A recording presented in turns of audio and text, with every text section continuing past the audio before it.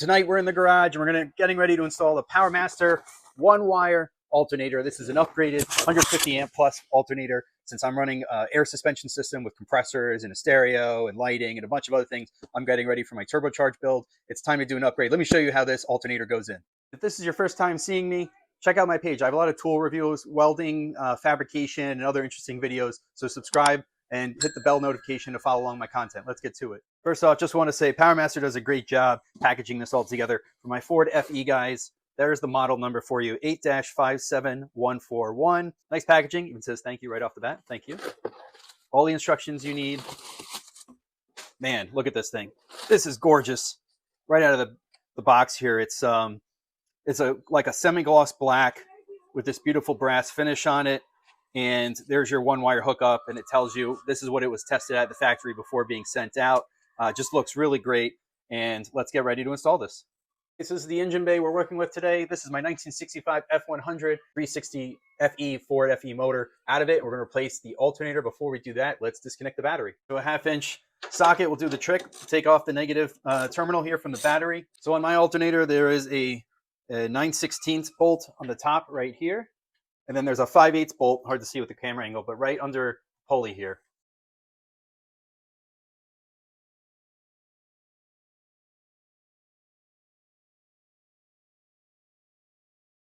Just of note, there's also a spacer.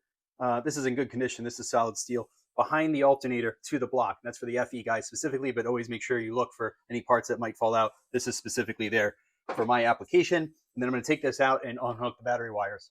Some bolts we got to undo here, 9/32 on the back, and I got to pop this cover off. These are just like plastic covers to get to here and undo all this and pull it off. This is because the old system uses a voltage regulator, an external one, but the new one, the one-wire alternator, uses an internal regulator. So all this wiring I won't need afterwards, and I'll trace that down and remove it from the truck. But in the meantime, I'm going to undo these bolts, pull this wiring off, and get the new alternator over here to get wired up and ready. Just want to mention, in case I said this wrong before, but you got a 5/16 to loosen all these. And then I have a 9/16 to loosen a big one here on the back. So let's get to it. Now we got it out. I'm going to have to run a ground wire and a separate power wire over here, but I'll wait till this is installed so I can measure and make the right size length wires to hook up. In the back, you can see here, here's your power, and then this is for a ground.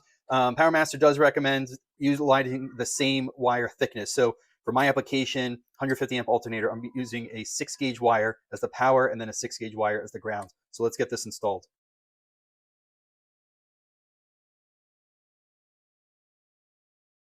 All right, guys, ran into a problem here. I'm not going to leave this out. I want to show you what's going on. Let's check it out.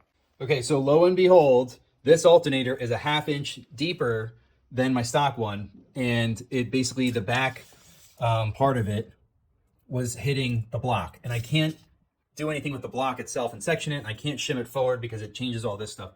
So what I'm going to do instead, which I have seen this done before, but I have to look up how exactly it was done, but I think I know what I'm going to do. I have taken off the upper bracket that supports the alternator. I left this bracket here, and I'm basically going to flip the alternator. So instead of having it on the top where it was here, it's going to be lower and in more. And I have to fabricate, take the stock bracket I have and extend it and come around to connect. And that way this can go up. I have to section this a little bit here where I mark the line.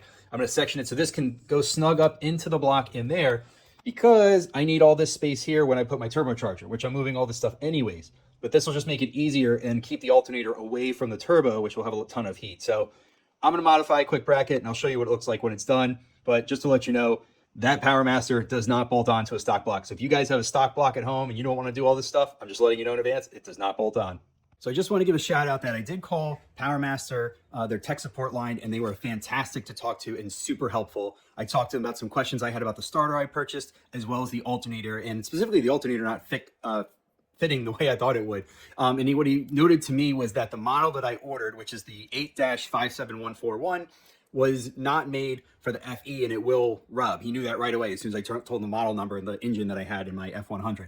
What he did note to me, though, for you Ford guys, is that a 3G, like newer style alternator, one wire, 150 amp, the model numbers from Powermaster you want to use are for black, a black alternator would be 577-491. If those will fit in the stock location, no modification needed. They are the correct depth, so there's nothing to do like I'm doing.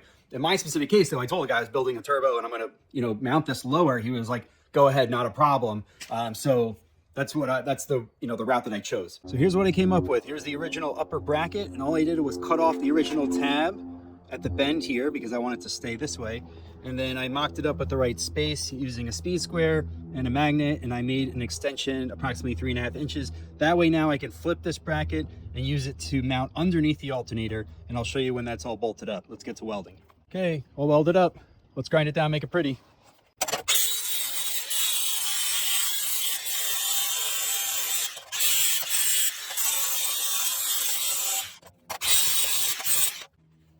All right, I'm gonna hit this with the wire wheel before I paint it, but first I'm just gonna test fit it and make sure everything works as it should.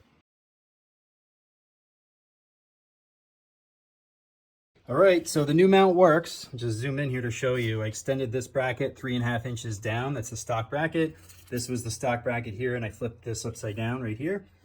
So the pulley is now, the belt is now longer. So I need to buy a belt that's about 4 to 5 inches shorter. Not a big deal, and this is gonna really help me when I'm doing my turbo build. Got the new belt, let's see if it fits. This is a 40.5 inch belt. The other belt was 44 inches long.